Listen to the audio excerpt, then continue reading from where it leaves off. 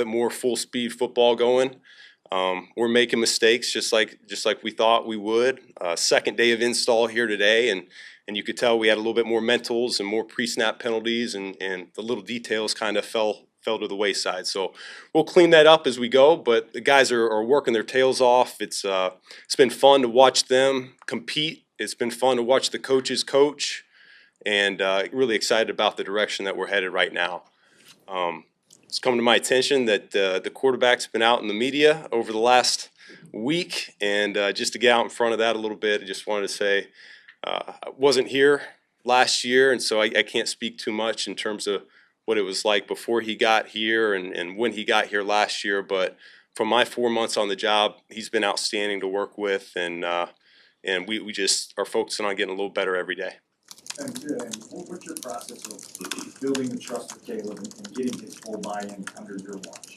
Yeah, it starts with developing a rapport and a trust, and that's earned over time. You don't walk in day one and expect that to be achieved. And so the more time we spend together, he understands that I have his best interests at heart, and vice versa. He's going to go out there and play as well as he possibly can, not just for himself or me, but for the whole team and the city. I mean, that's really what it comes down to. So we're very much aligned in terms of what we want to get done, and it just takes more time on task in terms of getting on the same page with how we're going to do it. Are there ways that you watch film with your quarterbacks that might be, does it vary from coach to coach? When you've got these four guys here, are there things that you're teaching them that they need to, see the way that you see it? Is that a part of this part of the time of the year? Is that part of the process of teaching them, or? Yeah, everyone's different. I've been around a number of coordinators, a number of quarterback coaches, and so I would say my style is kind of a combination of everything that I've been around and I've come to learn and love and appreciate. And so there's a process that I believe in, that we believe in as an offensive staff, that we're adhering to this springtime, and we're going to stay true to that. How we're going to develop that position in particular, and those guys are doing a great job working hard right now at it. What do you think when you hear it uttered, as in from the article, from the upcoming book, that Chicago is where quarterbacks go to die? Like, from a distance, did you see that, and what do you think when you hear that? I love it. I love the opportunity to come on in and change that narrative. That's where great stories are written, and so we're looking to write a new chapter here. 2025 Chicago Bears, and looking forward to the future. Coach, you're still getting to know you as a coach, as a head coach, watching you move around the grass. You mentioned some of those details kind of falling by the wayside. One of the times I heard you get a little elevated in terms of your voice today was going at Cole Kmet about right when he's lined up. What was that minor detail, and why is it so important to stay on top of those things early? It's the way we're coaching every position right now. I think particularly on offense from me, and then on defense with DA, every position's heard it the same way, and we're just communicating. It's loud in there, you know that, so sometimes your voice gets a little bit elevated at times, and we're just communicating that it's not good enough and we need a little bit better. Daniel Harding moves well for a special teams player. Sure does, yeah. Does he move well enough to be in the mix at linebacker? Yeah, we're finding out. He's toggled a little bit between defensive line, and we're going to experiment a little bit with him this springtime in training camp to see what he looks like dropping into coverage for us, and what we're asking our linebackers to do. So I do know this. He's got some pass rush ability. He's shown that over his time here, and that's intriguing, but we're going to look to expand his skill set as well. Ben, when the story comes out last week, is that something that you felt obligated to talk to Caleb about, and to talk about where he's coming from there? Have we talked about it? Yeah, we talked about it last week after it came out, but he's his own man. He's going to be treated as such. I think we're both really looking forward to turning the page on years prior and focusing on the here and now.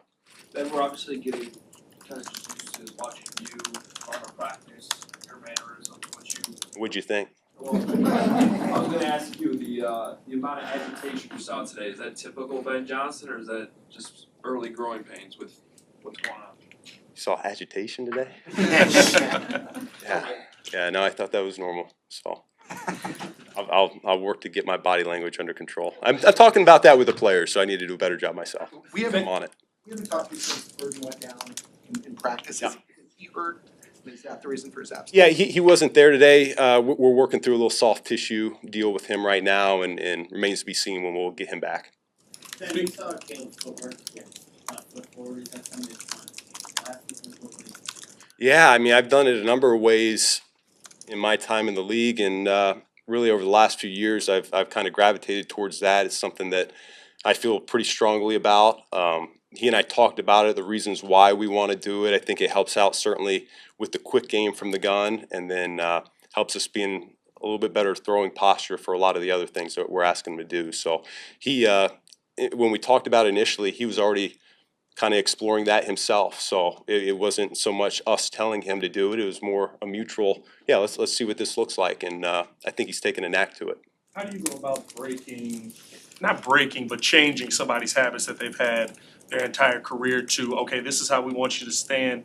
The feel may be a little bit different, the actions may be a little bit different, but the result has to be successful. Yeah, I mean, it's what we've asked in all these guys right now. They're all doing some things a little bit different than what they've done in their past, whether at this level or in college. You're learning, you're growing. They are getting uncomfortable with it. I go back, when I was young, someone told me it takes 21 days to learn a new habit and let it get in your unconscious. I don't know if that's true or not, but the good news is this. We had 3 or 4 good weeks on the grass with him in phase 2 and that prior mini camp that we were able to get ahead of a lot of that. And he did a great job in the downtime, just going ahead and taking it and running with it, and when the coaches weren't around as well. And we're not talking so much about the feet and the footwork anymore with him, and it's more big picture plays, routes, ball location, coverages. It's more big picture stuff now. You talked a couple weeks ago about relating to certain players and coaching each individual the way that they need to be coached. Do you have a sense of how you as a head coach can get through with Caleb and what you need to do to really get the best out of him in that relationship? It's still early. It's still early. We're getting to know each other. He's been in the building 6 weeks now, 6.5 weeks now, and getting to know him on a personal level. And the more time we spend together, the better I feel. We got a great coaching staff around him as well, with JT Barrett leading the charge. Declan's in the room. Press Taylor's in the room. So we've got some good seasoned voices in there. And then you bring in a guy like Case Keenum. He does a great job with his experience bridging that gap sometimes between coaching and playing and finding any potholes that could be in there. So I feel really good about the mix around him, and that allows the relationship just to naturally form. He's talked a lot about his desire to have structure and to be coached hard. You got to love that as a coach. Oh, yeah. Get through to him that way? Yeah, I think the great ones, they want to be coached hard, and that's really the assumption we're making with all these guys. They all, at one point in time, they've either come up to my office or DA's office or Coach Hightower's office, and they've all told us how much they want to be a good player, a good team. They want to be a part of greatness, and so we're going to treat them as such, and part of that is coaching them hard. What do you see on the practice field, and how well would you say he's been picking? Yeah, no, I'm extremely impressed. To be a second-year guy, you would expect a little bit more inconsistency, and yet the way he approaches the meeting room, the walkthroughs, the on the field, the drill work, it's very much like a seasoned pro, some of the best that I've been around. And so he's still learning. I know there's a lot of information that he is getting thrown his way. Coach Randall and Picasso, they're doing great jobs with him right now, and I think we're going to see a lot of growth from him, not just in the springtime, but once we get to camp. What are your thoughts on the tush push? It's going to stick around. They've tried to, or a group of teams tried to overturn it. The vote did not pass. Man, I tell you what, does it become an explosive play ever? Have you ever seen a tush push become an explosive play? Does it become a first down or a touchdown? Yeah, I like explosive play. I like big plays. So I'm not a big tush push guy myself. Thank you.